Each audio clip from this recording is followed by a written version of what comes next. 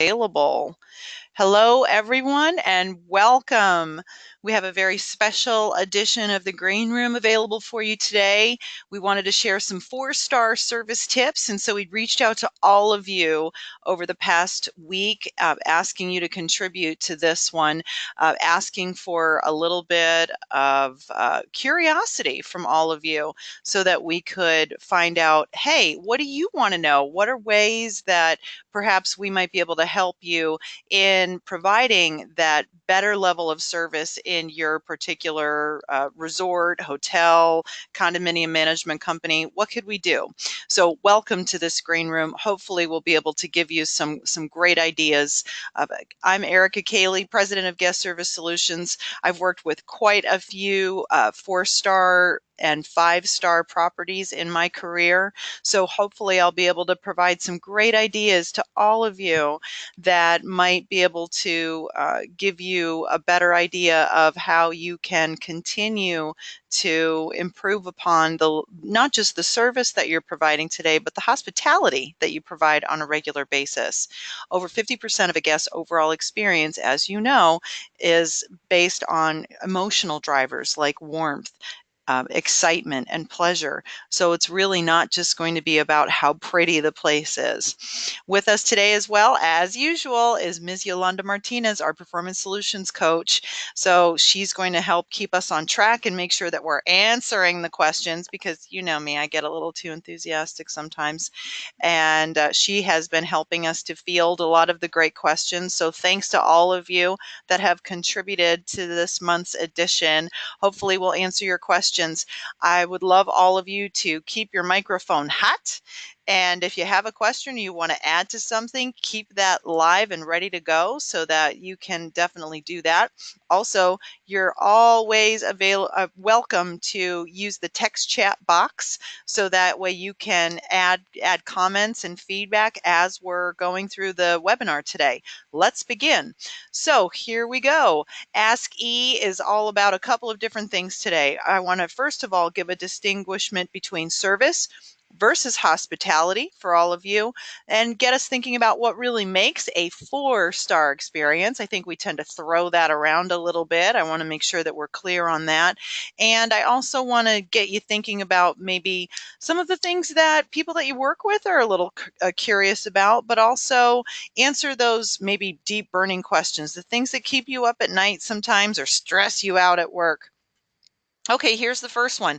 How do standards help us to set our staff up for personal empowerment such that it inspires action rather than creating mediocrity? Okay, so when I read this, I thought of a couple of different things. Um, because standards sometimes, first of all, what's a standard? Let's think about that. A standard is something that's written so that we can create an expectation for everybody, right? A standard is to what level a job should be done. For example, the telephone is answered within 3 rings. The temperature in the room is between 68 and 72 degrees upon arrival. The guest is greeted upon arrival within 30 seconds. The guest will the guest will be greeted by the staff member with "Good morning, welcome to XYZ Resort." So those are all standards in and of themselves as they are written. It is to what level the job should be done. That's one thing that I hear in here. The second thing that I hear in here is setting up somebody for personal empowerment. So how does an expectation like that, to what level a job should be done, set somebody up for personal empowerment rather than creating mediocrity? Because even just as I read those or recited standards, they can sound rather boring, right? Yeah, for sure. So that's that in and of itself makes me think a little bit about a few different things. One is that standards in and of themselves are awesome because they give your staff members freedom. Standards give you that sort of minimum level of expectation. What that means is there are perhaps 50 different ways that I could greet a guest and say, welcome to XYZ Resort. I could say, welcome to XYZ Resort. I could say, welcome to XYZ Resort. I could say, welcome to XYZ Resort. I could say, Mr. Smith, welcome to XYZ Resort. I could say, it was an absolute pleasure meeting you this morning. Welcome to XYZ Resort. Notice how that standard is being met in all four different ways, but the standard is being met, but it's also in my own personal flavor. So that's where the personal empowerment comes in. I, as a person, based on how I like to be communicated with, or based on perhaps the flavor that I bring to the organization, this helps me to inspire action rather than becoming mediocre. It gives me the parameters, it gives me sort of the rails that I can work within, instead of feeling like free range chickens kind of running around and going, I don't know what I'm supposed to do, but this sounds right. I think. I mean, I saw my boss do that one, so it looks right. It's discomforting. It's uncomfortable sometimes when we kind of cut our staff loose. We give them almost too much freedom. So standards to me are the foundation of any service culture. Without them, you set people up to fail. How can we create consistency with how our staff handle complaints, problems, and situations?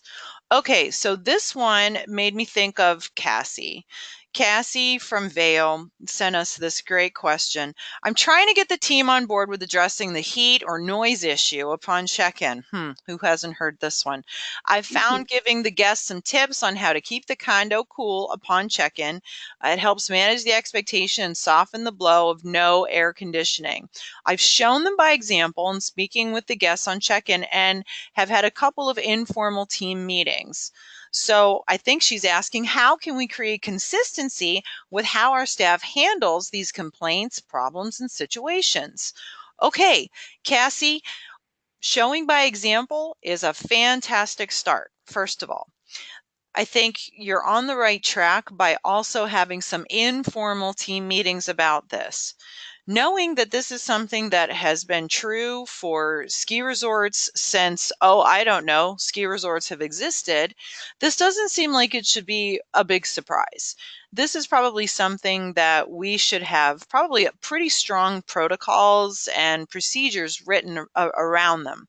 So what I would probably suggest is, first of all, let's have maybe a little bit of maybe scripting around how we might explain how it works up in the mountains without sounding condescending. So here's a good example.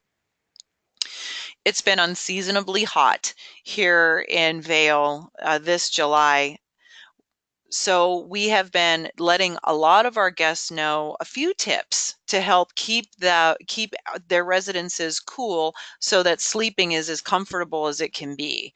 I'm going to give you a couple of tips, but of course, if it's still uncomfortable, I want to know about it.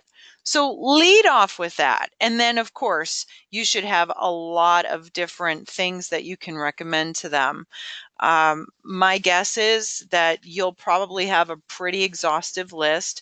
Not all of your residences have air conditioning. You probably have a few that do have air conditioning, and I'm sure you probably have some that also you charge accordingly for that air conditioning. So have your sort of grades of code, code yellow, code orange, code red, what you're going to be able to do as well if you have to escalate a complaint or a problem. That's another 4-star kind of tip for you, is they write out protocols for things. If this is a problem that we're going to see a lot, they have plans for those things.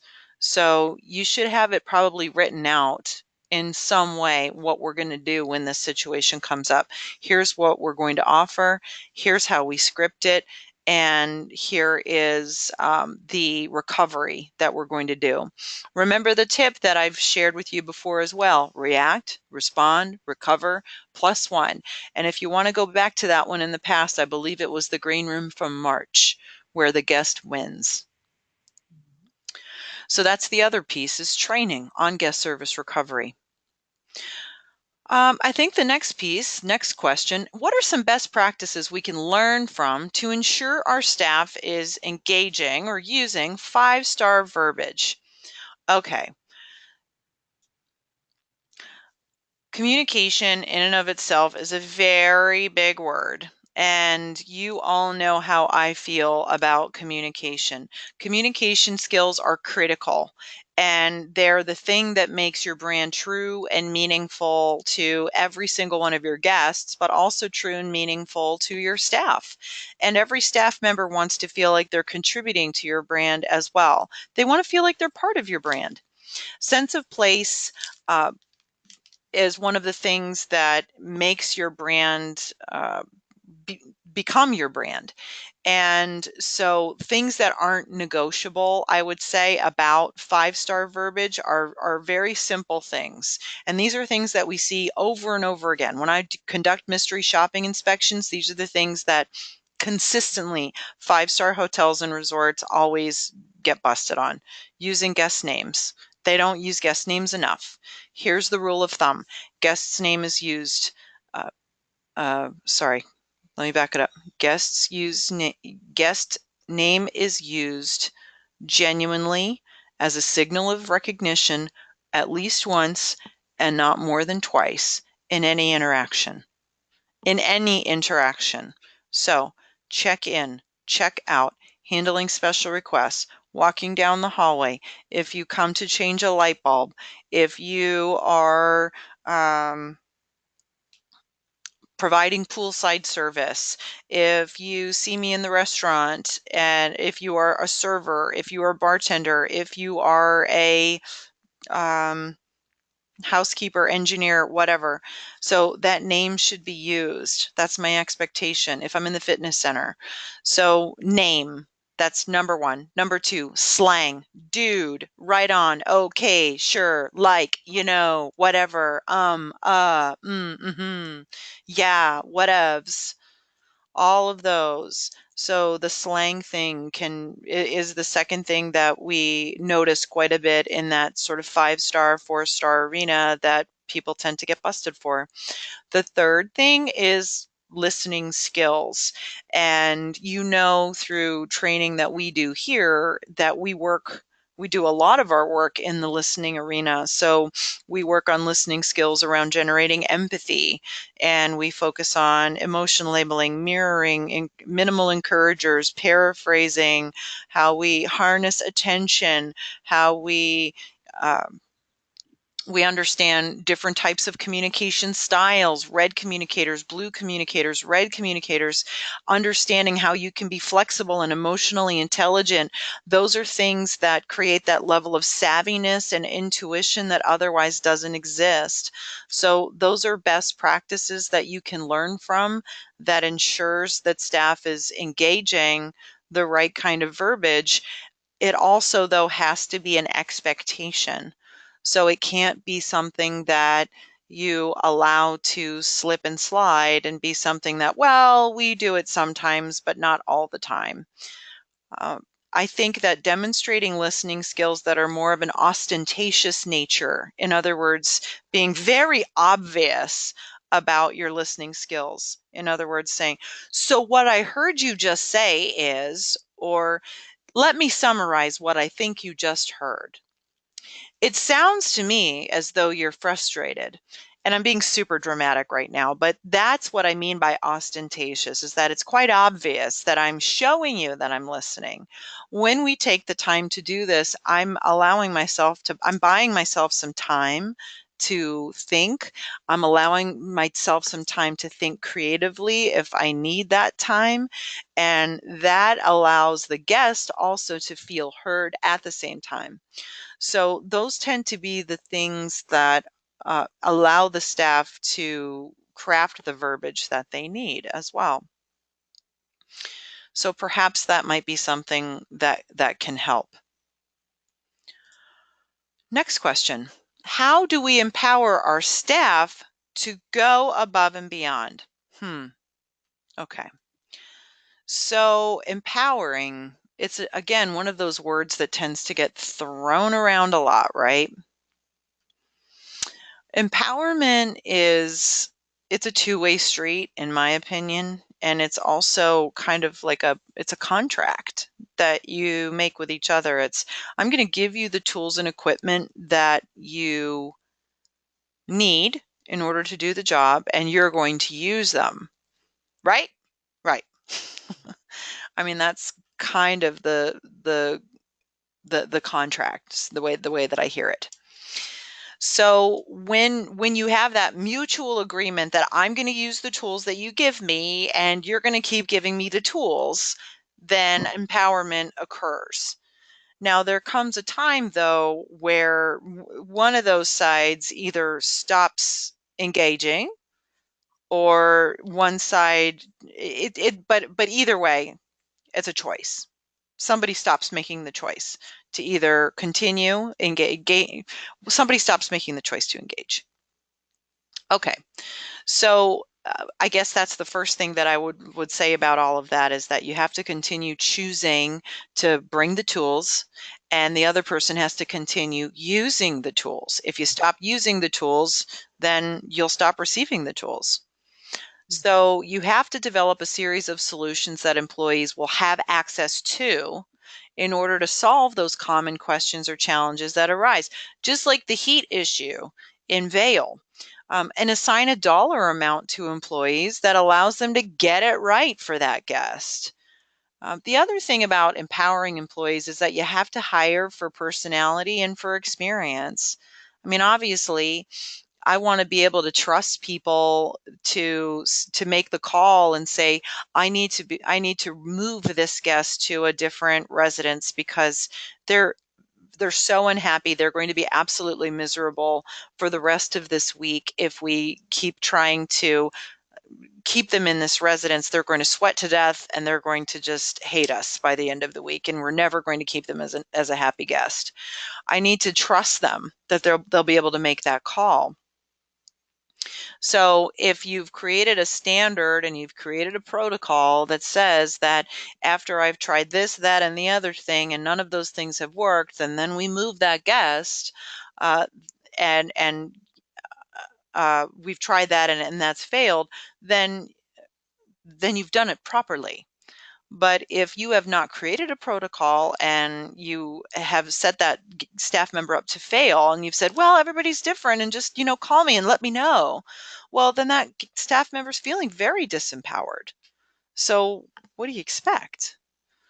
When staff say that they need something, get it for them, no matter how small it is. I was just working on a project and I had staff members say, Erica, I've told them about that smelly bathroom for the past week, and they haven't done anything about that. I've said something about the fact that it needs paint or that it needs wallpaper. I've asked for a pencil. I've told them that I'm hot in this uniform. I'm sweating to death. And it when staff members are being that obvious and saying that these are things that they need, if we don't get them for them, then we're missing kind of the basic hierarchy of needs for them. So how can we possibly satisfy a hierarchy of needs for our own guests if we cannot satisfy a hierarchy of needs for our staff? Does that make sense? Mhm. Okay, good. So how do we engage a new possibility for maybe a 3-star staff member who wants to excel? So this is kind of interesting to me because I thought about, those staff members who are really promising, right? Those diamonds in the rough that are kind of right there. And it made me think of me once upon a time when I was a very green, very new. I knew nothing about 5-star service, let alone 4-star service, let alone 3-star service. I had just come out of college and I basically just knew about service. I didn't know about levels of service. So it made me think of a lot of the mentors in my life that got me thinking about just creating experiences for people. And it got me thinking about creating feelings. So this quote always sort of comes back to mind to me, and this is from Danny Meyer, who focused on customer satisfaction intently when he developed Union Square Cafe at the age of 27 in 1985. And the two simple prepositions of for and to really express it all in this particular quote. Service describes how you technically deliver a product, and hospitality describes how you make the recipient of that product feel. So think about hospitality versus service. I want to create feelings for people. And when you understand that 3-star service and 4-star service and 5-star service are about 3 totally different feelings, then you're curious and you're going, okay, yeah, I want to know more about that. And okay, what is it that I know now that makes me a 3-star, and what is the difference between 3-star and 4-star? And then you become open to that new idea, and you're asking questions, and you're noticing people that have table crumbers in their pockets, and you're going, what's that? And why is that? And then you're noticing, let's say, different levels of detail, and you're noticing people that are paying attention to fresh flowers, and you're paying attention to people that are smelling the air, and you're paying attention to people that are looking at the lights, and you're paying attention to people that are noticing the corners of windows, and you're paying attention to people that are caring about air temperature and the music quality, and they're caring about the condition of the carpet, and you're going, why do they care? And they care because they know that everything communicates. And they know that something as simple as a carpet creates a feeling. And it creates a feeling of warmth. And it creates that feeling of belonging. And it creates that feeling that maybe I can't totally describe it to you, but I know it when it's not there. And that's the big difference, where if I'm in Winter Park or I'm in Vail or I'm in Beaver Creek, I can tell you when it's not there. So that's what you can help somebody who's a 3-star staff member that is trying to excel. You can talk about those things that uh, that that maybe the details that maybe they're seeing or not seeing right now, and get them thinking about service standards maybe in a different way. Or maybe just give them a list of service standards and say, what do you see? What don't you see? Give them a list of 5-star service standards and get them thinking about how different maybe what they have today is. Where's the gap? Where's the long way to go? And is this the kind of property that perhaps could go there? Yolanda, I see you have some comments here. You said this may go hand in hand with hiring for personality. They may have so many attributes, but outgoing personality may not be a strength. Yeah, so I mean, if you have somebody who you've hired because they're trustworthy and they have experience, and then they get in there and it's really hard for them to connect with a guest, what can we do to bring them out of that shell? Because you're not going to change their personality 100%, Mm-hmm. but we want them to engage and we want them to kind of change their vision a little bit. Yeah. So, and that's what's great about service standards, is that they're not asking people to change. They're asking people to be creative and think of different ways that they can execute on the standard. So if I am maybe at heart a more shy person, what's another way that I might be able to, let's say, establish a connection with a guest? Is Mhm. it is it on maybe maybe I'm not complimenting them on their earrings. Maybe Mhm. I'm talking to their kids in a different way because I feel like kids are more approachable, or I'm giving their dog a biscuit because I don't feel as threatened by pets, you know? Yeah, So that to me feels like a far more authentic way to execute on a standard than trying to be somebody that I'm not. Mhm. We had one. Did I get all the questions, I think? Think so. Let's see, Emily's was a few of my topics would be how to standardize service levels among staff. I think I kind of hit that, didn't I? Mhm. How to manage helping all guests, staff encounters. Maybe I'm not clear on that one. To sound like a broken record. You have a bunch of people checking in and you're following your standards, Mm-hmm. right? And Mm-hmm. everyone is saying welcome to and using the name. How can you change it up and spice it up for a different guest when there's a line, people waiting, and they hear you say the same thing to the previous guest to make them feel as an individual and as an important guest as well. Sure, absolutely. So I think training training has to be part of that and giving them the skills that allows them to be flexible. Scripting is not always training. Scripting is scripting. So when you're providing training to your staff, you want to be able to give them something that gives them the strength to be able to get out of the box. So, Emily, a quick tip that I always like to use, and this is sort of a bonus thing, is giving people gifts. And this is an acronym, and this is based on research because what we see are low ratings for information about resort and information about accommodations. So, this is the acronym for gifts. G, give me information about places to go shopping. I, interesting things to see or do. F, food and drink worth trying. And T, tips and secrets. So if you volunteer specifically those four things, so if I came up to you and I said, "Hey, Emily, is there any good restaurants around here?" You'd say, "Yeah, absolutely. I'm going to make a recommendation for you. And while you're there, right next door, there's this awesome place to go shopping. And make sure that you get a picture with the Indian that's outside. It's a big wooden Indian. It's so cool. And everybody gets a picture with the Indian. So an interesting thing to see. And here's a tip. When you go to that restaurant, get the pancakes. They're the best in Winter Park. You are going to be that guy's friend for life. So that gives them flexibility and your staff don't feel like robots.